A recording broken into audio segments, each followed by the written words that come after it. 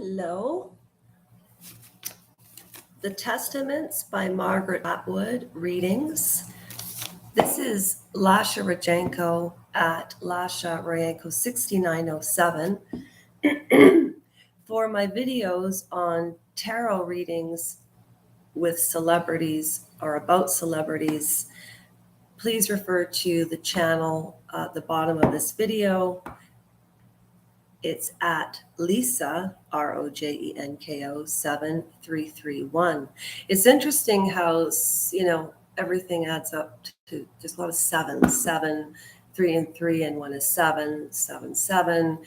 And then 6907, I don't know, because 9 and, Anyways, I'm reading chapter 4 for all you Handmaid's Tale fans. Do you know I haven't even Dr. Googled when Handmaid's Tale season 6 is coming up? But I do want to say when the Handmaid's Tale does start, I'm going to be doing reviews after the show, pretty quickly too. Trust me. I watched a lot of TV when I wasn't well and recovering. And this is how I did it. And that's why I'm doing this channel. Y'all haven't seen my new setup. There we go.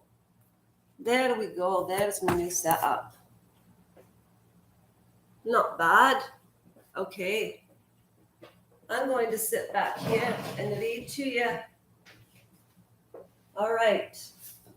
So we left off on page 20 of chapter 4.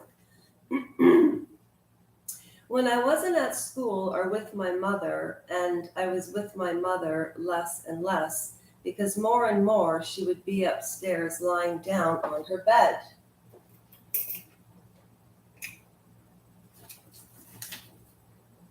Doing what the Marthas called resting. I liked to be in the kitchen watching the Marthas make the bread and the cookies and pies and cakes and soups and stews. All the Marthas were known as Marthas because that's why they were there. They were all there with the same clothing. But each one of them had a first name too. Ours were Vera, Rosa, and Zilla. We had 3 Marthas because my father was so important. Zilla was my favorite because she spoke softly. Zilla soft, Zilla soft. Whereas Vera had a harsh voice and Rosa had a scowl. 3 Marthas and 3 aunts. It wasn't her fault though. It was just the way her face was made. She was older than the other 2. Can I help? I would ask the Marthas. Then they would give me scraps of bread dough to play with, and I would make a man out of dough, and they would, I've read this before, but I laugh every time. They would bake it in the oven with whatever else they were baking. I always made dough men. I never made dough women because after they were baked, I would eat them. And they made me feel like I had a secret power over men. It was becoming clear to me that despite the urges, Aunt Vidala said, now she's an aunt. Oh, it just says Aunt Vidala, obviously. And I aroused in them. I had no power over them otherwise. Can I make the bread from scratch? I asked one day when Zilla was getting out the bowl to start mixing. I'd watched them do it so often that I was convinced I knew how. You don't need to bother with that, said Rosa, scowling more than usual. I need to stop for a minute. Do you remember the chapter where the aunts were teaching the girls in the schools and also in the homes? All of the kids had doll houses with commanders' pressed suits even on the dolls. And so it's an indoctrination into this dystopian society where women are repressed. But remember, the aunts are allowed to write because they're almost, I guess you would consider them nuns.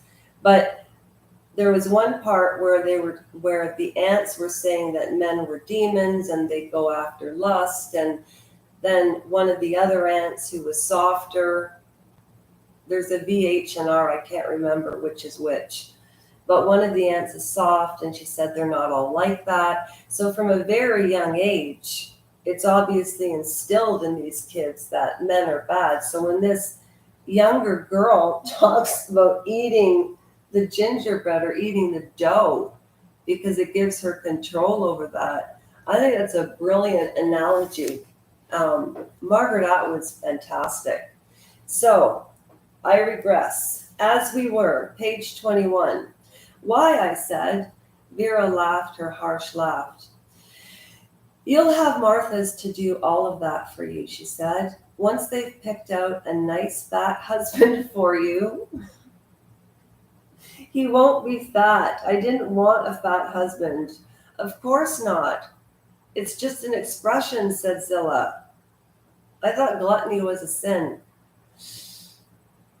You won't have to do the shopping either, said Rosa. Your Martha will do that, or else a handmaid, supposing you need one.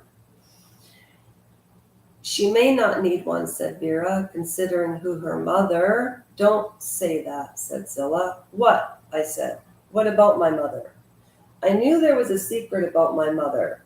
It had to do with the way they said resting, and it frightened me. And children frightened often can't express those feelings. I regress, as we were. Yes, I said, but I don't want a husband. I don't think they're disgusting. The three of them laughed. Not all of them, said Zilla. Your father is a husband. There was nothing I could say about that. They'll make sure it's a nice one. A nice one, like what? Somebody's getting ready for a pig roast? Pardon the pun. No offense to pig roasts.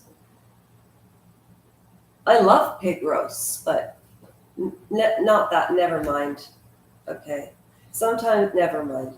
They won't marry you down. That's for sure. So societal status, like the monarchy almost. But not quite, because it's communist. I don't quite. Anyways. They have their pride to keep up, said Vera. They won't marry you down, that's for sure. I didn't want to think about handmaids any longer. But what if I want to, I said. Make the bread. My feelings were hurt. It was as if they were choosing a circle around themselves, keeping me out. What if I want to make the bread myself? Well, of course, your Marthas would have to let you do that, said Zilla. You'd be the mistress of the house, but they'd look down on you for it, and they'd feel you were taking their rightful positions away from them. The things they know how best to do, you wouldn't want them to feel that about you, would you, dear? Your husband wouldn't like it either, said Vera, with another of her harsh laughs. It's bad for the hands. Look at mine. She held them out. Her fingers were knobby. The skin was rough, the nails short, with ragged cuticles, not all like the mother's slender and elegant hands with their magic ring. Rough work, it all had for the hands.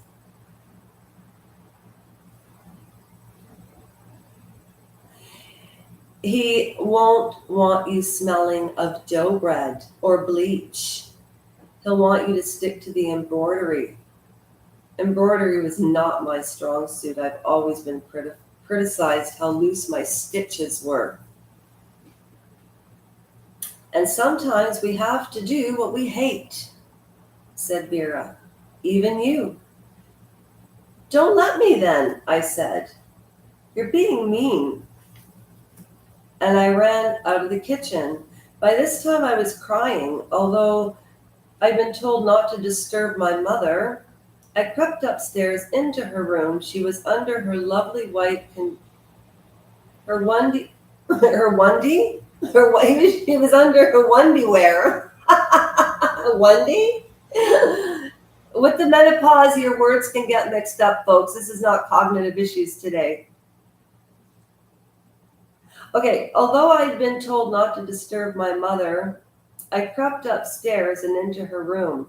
She was under her lovely white coverlet with blue flowers. Her eyes were closed, but she must have heard me because she opened them. Every time I saw her, those eyes looked larger and more luminous. "What is it, my pet?" she said. I crawled under the coverlet,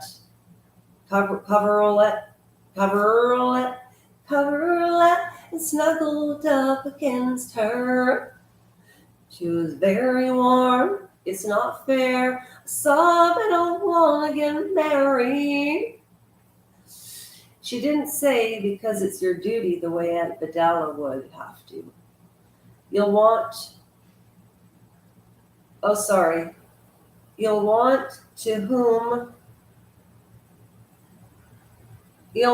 to when the time comes. "Remember how I chose you," she said, "out of all the others? But I was old enough now to disbelieve the choosing story, the locked castle, the magic ring, the wicked witches, the running away. That's only a fairy tale," I said. "I came out of your stomach, just like other babies." She did not affirm this. She said nothing. For some reason, this was frightening to me. "I didn't I?" I asked. My mother hugged me tighter. "Whatever happens," she said after a while, "I want you to always remember that I have loved you very much." Wow. We're on chapter 5. I can't believe it. What do you think of that chapter? Lisa, I know you'll give me your feedback. So, have a great day. Where's Sophie Ann? Well, it's another great day here today. So I wish you all a great day. I hope you enjoyed that. And I will, if you haven't subscribed, think about subscribing. This channel I do lots of lives on.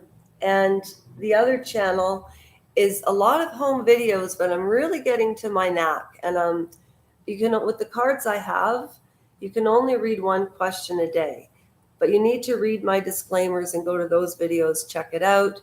I'm not going to give you some baloney story that, "Oh, you better subscribe or you're going to miss a video." No. If you want to, that would be like so appreciated. And for all current subscribers, you're allowed. I don't mean it like that. There's 48 subscribers on Lisa7331, and there's 20 on this channel and 22 on a Google channel. So that's about 90 people that have joined this little community I'm trying to start. You know, my end game is to help people. You all know that. Anyways, I don't have any housekeeping issues. I wish you a great July 7th, 8th, whatever day it is today. I'm off and I will be back tomorrow with more reading. And tomorrow is Saturday and it's Singing Saturday tomorrow, 100%. And Lincoln's coming to town.